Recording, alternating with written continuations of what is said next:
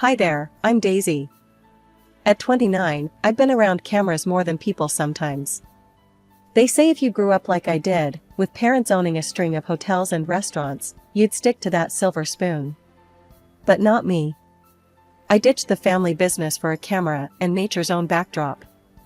Freelancing was my jam, shooting for whoever liked my style, magazines mostly, sometimes ads, you know the deal.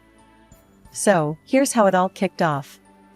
My trusty old camera, the one that saw me through countless shoots, finally gave up on me. Kaput. And instead of clicking my way to a quick online fix, I figured I'd hit the local tech shop. Needed to feel the heft of a new camera in my hands before buying. Walking into that tech store was like any other day, except it wasn't. I browsed through the aisles of cameras when this guy, about my age, popped up beside me. Looking for something specific? He asked, his tone casual, not the usual sales pitch I expected. Yeah, something that won't bail on me mid-shot, I replied, half joking. He chuckled. I get that. What's your focus? Landscape, portraits, street scenes? Mostly nature, but I like to mix it up with urban landscapes. Keeps things fresh, I explained, warming up to his genuine interest. Mark, that was his name, walked me through the latest models, explaining specs like he was reciting his favorite book. Not once did he try to shove the priciest tag in my face. It was refreshing. So, what do you think? Willing to take this one for a spin? He gestured towards a sleek model that seemed to fit the bill. Might as well. Can't have my next gig without a reliable sidekick. I grinned, making the decision easier than I thought.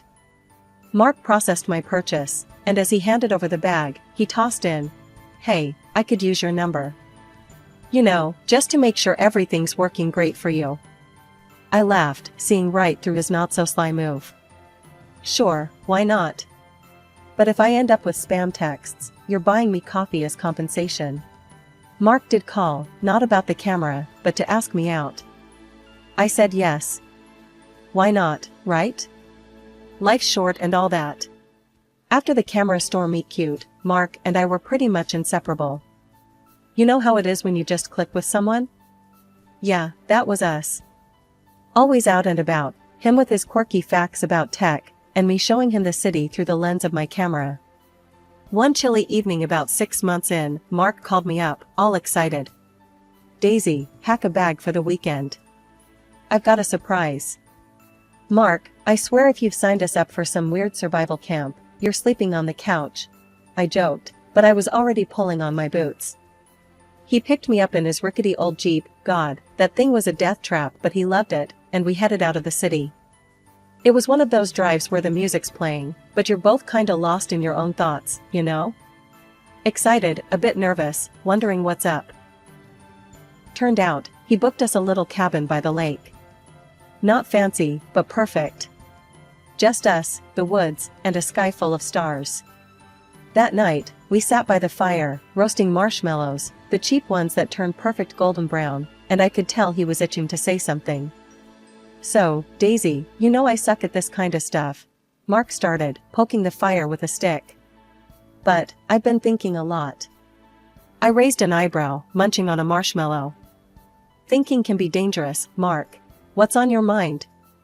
He chuckled, took a deep breath, and then turned to me, his face half lit by the firelight.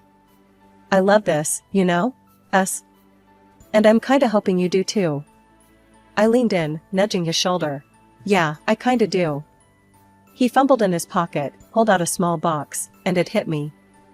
Oh, this is happening. Mark just went silent, looking serious and kinda scared all at once. Marry me, Daisy. For real. The box popped open, and there it was. A simple ring, nothing flashy. Just perfect. I didn't expect to, but I laughed. It was either that or cry, right? Mark, this is the worst proposal ever. Of course, I will. He grinned, relief washing over him. Damn, I thought you'd need more convincing. Just promise me no more surprises like this without a warning. No promises, he teased, slipping the ring on my finger. We spent the rest of the night just sitting there, the fire dying down, talking about what this all meant for us. No big dreams, just real stuff, like whether we should get a new couch or if his Jeep would make it through another winter. The next day, we spent it lazy by the lake, skipping stones, and talking about how to break the news to our families. Mark's a bit estranged from his folks, they're tough nuts, always on about money and whatnot. He warned me they might not take it well, seeing as I wasn't exactly rolling in dough in their eyes. Let them talk, I said, tossing a stone across the water. We know what we have, and that's enough. Mark nodded, watching the ripples. Yeah, it's us against the world, huh? Always, I confirmed, knowing it wouldn't be easy, but also that it'd be worth it. Little did I know just how rocky it would get with his family, but for that moment, it was just us and the future. And that was enough. A couple of weeks after Mark popped the question, it was time to meet the infamous in-laws. We drove over to their place on a Sunday. I was a bundle of nerves, fussing over my hair and my clothes, wanting to make a good impression. The moment we stepped through the door, it was like walking into a cold gust. Mark's mom looked me up and down as if I was something the cat dragged in. His dad wasn't much warmer, eyeing us with the skeptical squint that made my stomach knot. So, Daisy was it? His mom started, not even a smile. Who do you work for? What's your salary like? I blinked, taken aback by the bluntness. I'm a freelance photographer. I work for myself, so my income varies. At that, Mark's sister, who had been lounging on the couch with her phone, looked up and snorted. Freelance? Sounds like a fancy word for being jobless. Mark could have picked anyone, and he ends up with a beggar from an alley. Their laughter stung, and I felt my face go hot with embarrassment. Mark's hand found mine, giving it a squeeze. Hey, that's enough, he snapped, his voice firm, more forceful than I'd ever heard it. I love her, and she's brilliant at what she does. That's all you need to know. His mom rolled her eyes, but dropped the subject. Dinner was a tense affair, with me trying to make polite conversation while dodging snide remarks about my little hobby. It was a relief to finally say our goodbyes. After that disaster, it was my turn to introduce Mark to my parents. We met them at a cozy little cafe downtown, a far cry from the tension at his family's place. My parents were all smiles when we walked in, pulling us into warm hugs. Mark, we've heard so much about you, my mom gushed, leading him to a table by the window. We're just ordinary pensioners now, my dad chimed in, his eyes twinkling as he shook Mark's hand. Used to run a small business back in the day, nothing too grand. He winked at me, a silent promise to keep our little secret just that, a secret. Mark had no idea he was sitting across from two people who could buy his parents' house 10 times over, without blinking. And that's how I wanted it, at least for now. So, Mark, tell us about yourself. Daisy's told us bits and pieces, but we want to hear it from you, my mom said, her tone inviting. Mark, looking more relaxed than he had in days, launched into his life story, from his struggles with his family's expectations to his dreams of starting his own tech company. My parents listened, nodding and throwing in questions here and there. As we sipped our coffees, it struck me how different this meeting was from the one with his family. No judgment, no prying into personal finances, just genuine interest and acceptance. It was like a balm to the burns of the earlier encounter. When we left the cafe, Mark squeezed my hand. Your folks are amazing, Daisy. Thanks for that, I needed it. I smiled up at him, my heart full despite the rocky start to our family introductions. They love you already, you know. Mark and I wanted a simple wedding. Nothing fancy, just close friends and family, a little chapel, and some good food. That's all we needed to start our life together. But of course, his family had other ideas. From the get-go, his sister sneered at our plans. A modest wedding? More like a beggar's bash, she laughed one evening over dinner at their place, making everyone but Mark chuckle. His mother chimed in, Really, Mark, you're setting yourself up to look like you can't afford anything better. I tried to keep my cool, focusing on my food. It's our wedding. We want it to be intimate and personal, I explained, hoping to smooth things over. Mark backed me up. Daisy's right. It's our day, our way. The wedding day arrived, and it was everything I dreamed of, simple and sweet. But true to form, Mark's mom and sister barely hid their disdain. They didn't mingle with my family, just sat there looking like they'd swallowed lemons. My parents tried to chat with them, but got icy stares in return. After the ceremony, when Mark and I moved into my apartment, that's when the real fun began. His mom and sister started dropping by unannounced, always around mealtime. They'd sit at my table, eating the food I made for us, while throwing digs about how I was living off Mark now. "So, Daisy, still snapping pictures for pennies?" his sister would ask, a smirk playing on her lips. I kept my tone light but firm. "I do well enough. Photography can be pretty lucrative, you know." They exchanged looks, clearly not buying it. One afternoon, his sister, who was supposedly job hunting, asked outright, "Come on, how much do you really make? Enough to keep my brother happy?" Before I could answer, Mark jumped in, his voice tight with annoyance. "That's none of your business. Daisy's not living off me. We're partners." Their visits became more frequent, and his sister's demands grew more audacious. She'd call Mark, right in front of me, asking him to transfer money so she could go out with her friends. "Mark, I'm a bit short this month. Can you throw some cash my way?" she'd say, her voice loud enough for me to hear. Sometimes Mark would give in, sending her money. Other times, he'd refuse, and boy, did she throw a fit. "You're my brother. How can you leave me hanging while you play house with her?" One day, after she stormed out following another of her tantrums about money, I turned to Mark. "We need to set some boundaries. This can't go on." He sighed, rubbing his temples. "I know, Daisy. I'm sorry. It's just hard, you know? They're family."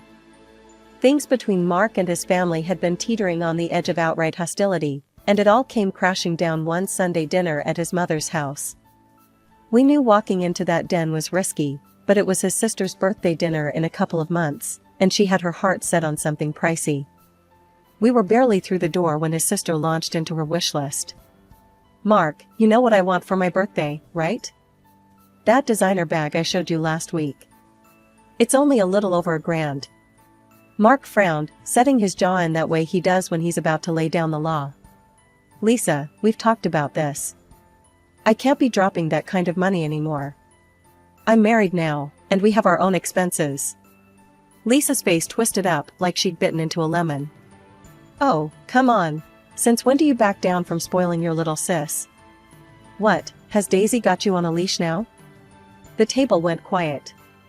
You could have heard a pin drop. I felt every eye on me, especially the burning glare from his mother. Mark shook his head, reaching over to squeeze my hand under the table. "Lisa, no. I'm sorry, but we've made a budget, and we're sticking to it." That set Lisa off. She stood up, knocking her chair back with a loud scrape that made me jump. "This is all your fault," she shrieked at me. "You're just sucking him dry, taking all his money and attention. He used to have enough for me before you." I tried to keep my voice calm, but it was hard. "Lisa, I haven't asked Mark to stop helping you out. We're just being responsible." And with that, his mom chimed in, siding with Lisa as always. "Mark, she's your sister. You can't let her down. What kind of brother are you if you can't help her out?"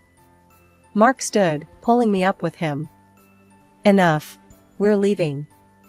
I'm not going to justify our personal decisions here." We left amid Lisa's cries and his mom's accusing eyes. It was the last straw. We decided then and there to cut off communication for a while. We needed peace, a break from the drama.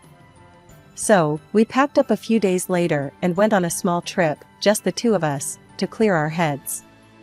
Coming back from that trip felt like a breath of fresh air, until we found out Lisa hadn't given up. She broke into our apartment while we were collecting the last of our things from the car. You think you can just go off on vacations with my brother's money while I get nothing?" Lisa was in my face the second I walked in, her voice so loud it echoed off the walls. "What are you talking about, Lisa? I use my own money for our trips. I tried to keep calm, but seeing her rifling through my closet, throwing my clothes around, made my blood boil. Lies. All this. She waved at my stuff scattered on the floor. Bought with Mark's money, right? Living the high life while I get scraps. Before I could stop her, she grabbed my new camera from the desk and hurled it to the floor.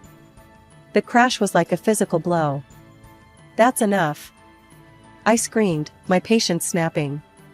Get out of our apartment, now. When Mark came back and saw the mess, the broken camera, he was furious. He called Lisa, yelling into the phone while I tried to salvage what I could of my equipment. She hung up on him, but not before hurling a few choice insults. Mark turned to me, his face softening.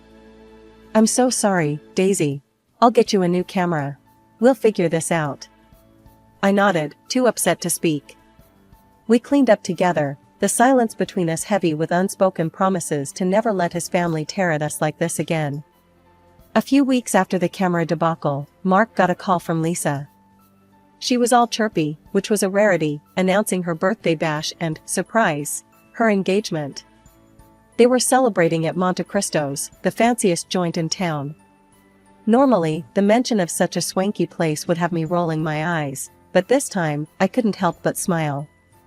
Mark noticed and looked puzzled. What's up?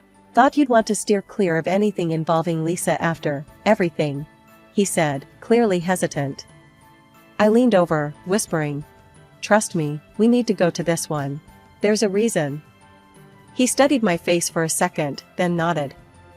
All right, if you say so. The night of the dinner, we dressed up, Mark in his sleek suit that made him look like a movie star, and me in a simple but elegant black dress. As we approached Lisa's reserved area, I spotted the whole clan gathered around a large table, Mark's parents, some aunts and uncles, and Lisa's new fiancé, a slick-looking guy with a too-tight smile. Lisa, spotting us, waved us over with a grin that didn't reach her eyes. There's the happy couple. Come join us, celebrate my birthday and engagement, she called out, loud enough for nearby tables to glance our way. As we got closer, I noticed there was exactly one chair free. Lisa's eyes twinkled maliciously as she took it all in. Mark's mom, seeing our hesitation, spoke up with a snide tone. Oh, it seems we're short a chair. This table is for family members, anyway. Lisa chimed in, her voice sugary with malice. Yeah, Daisy, you can stand or maybe find a spot at the bar. The relatives murmured, some with smirks, others just uncomfortable. Mark was red in the face, fists clenching as he turned to me. Let's just go. We don't need this. But I put a hand on his arm, shaking my head slightly. No, let's stay. I want to. He looked confused, but nodded, trusting my judgment. We stood there, by the table, the tension thick. Just when the awkwardness hit its peak, the restaurant manager came bustling over, looking apologetic. I'm terribly sorry, but it seems we're quite full tonight, no spare chairs available at this moment, he said, his eyes darting between us and the smug faces of Mark's family. Lisa and her mom couldn't hide their glee. Their smiles stretched ear to ear, thinking they had us cornered, standing like fools without a seat. Just as their smiles reached peak smugness, the manager's expression shifted to a warm, familiar smile directed at me. He raised his voice, not obnoxiously loud, but enough to carry over the murmur of the busy restaurant. However, we do have a VIP table reserved for the daughter of the owner of Monte Cristo's. Miss Daisy, your table is ready. The table went silent. Forks paused midair, and the color drained from Lisa and her mom's faces. Mark looked at me, a mix of shock and awe in his eyes, while the rest of his family seemed to be grappling with this new piece of information. Your dad owns Monte Cristo's? Mark stuttered, his voice barely above a whisper. I nodded, giving him a sheepish grin. I wanted you to love me for me, not for for this. I gestured around the opulent setting of the restaurant. He chuckled, shaking his head in disbelief. You were right not to tell. God, can you imagine the shopping lists I'd be handed otherwise? We both laughed, the tension easing as we followed the manager to our VIP table, a beautifully secluded spot with a stunning view of the city skyline. The whispers from Mark's family followed us, their earlier triumph replaced by stunned silence. We had just settled into the comfort of our private table, sipping on champagne that suddenly tasted sweeter, when half an hour later, a sheepish Lisa and her equally embarrassed mom approached us. Their earlier arrogance had evaporated, replaced by awkward shame. "Daisy, we didn't realize, well, we sort of went overboard with the ordering," Lisa stuttered, not meeting my eyes. "The bill is a bit more than we can handle. Could you, since you're family?" I raised an eyebrow, cutting her off. "Oh, but I thought you said I wasn't really family? You know, at the table earlier?" My voice was calm, but the point hit hard. Her mom chimed in, desperation lacing her tone. "Daisy, please, we just didn't know. Help us out here?" Mark squeezed my hand under the table, a silent signal of support. I looked at them both, their faces a mix of embarrassment and hope, and then back at Mark, who nodded slightly. "I think it's best if you handle your own bill tonight," I said firmly. "After all, it's important to live within one's means, wouldn't you agree?" Lisa's face fell, and her mother's mouth tightened. They turned away without another word, heading back to their table to face the music of their own making. After the big reveal at Monte Cristo's, life took on a new rhythm for Mark and me. His family, once sharp with their words and cold with their actions, switched gears so fast you'd think they'd been fans of mine all along. Their sudden sweetness, all sugar-coated compliments and eager invitations, felt like watching bad actors in a worse play. We weren't buying tickets to that show, though. We kept our distance, content in our own little world. Things got even more interesting when we heard through the grapevine that Lisa's fiancé had called it quits, right after the dinner debacle. "Can't tie myself to that kind of drama," he supposedly said. Can't say I blamed him. Mark and I were at my parents' house when we found out, enjoying one of those perfect afternoons that felt borrowed from a storybook. We were out on the terrace, the city sprawling peacefully below, sipping tea as the sun dipped low. "So, they're trying really hard, huh?" Mark mused, nodding toward his phone, which had been buzzing with texts from his mom. I chuckled, rolling my eyes. "Trying too hard. It's almost embarrassing. But I'm more interested in what's happening with you and my dad." Mark's face lit up, the way it always did when he talked about his dreams. "Your dad's incredible, you know? He offered to fund my startup. Said he's been looking for a new venture and thinks my tech idea has legs." My mom, who had joined us with a fresh pot of tea, smiled knowingly. "We always believed in helping dreams grow. And we believe in you, Mark." He reached over, squeezing her hand gratefully. "Thank you, Ellen. That means more than I can say." The conversation shifted to future plans, dreams of a tech company that could change the small world of ours, and eventually, to the family Mark and I hope to start soon. "You think you're ready for the whole parenting adventure?" my dad asked, a twinkle in his eye.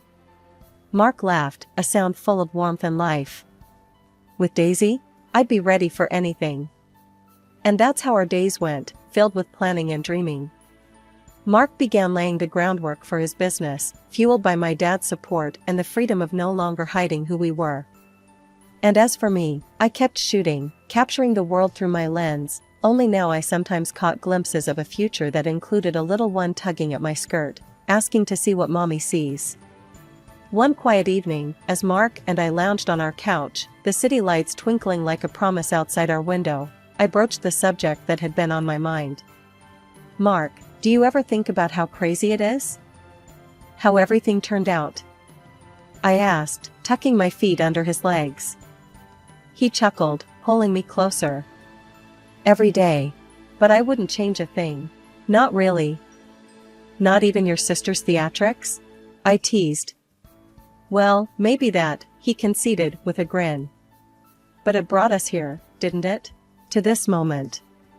The rest of the night was spent making more plans, talking about nursery colors and the kind of parents we wanted to be. It was real, it was ours, and it was just beginning. As we finally turned in, the last thing I saw was the ring on my finger, a glittering reminder of where we'd been and where we were going. And I fell asleep thinking, this, right here, is what happiness feels like.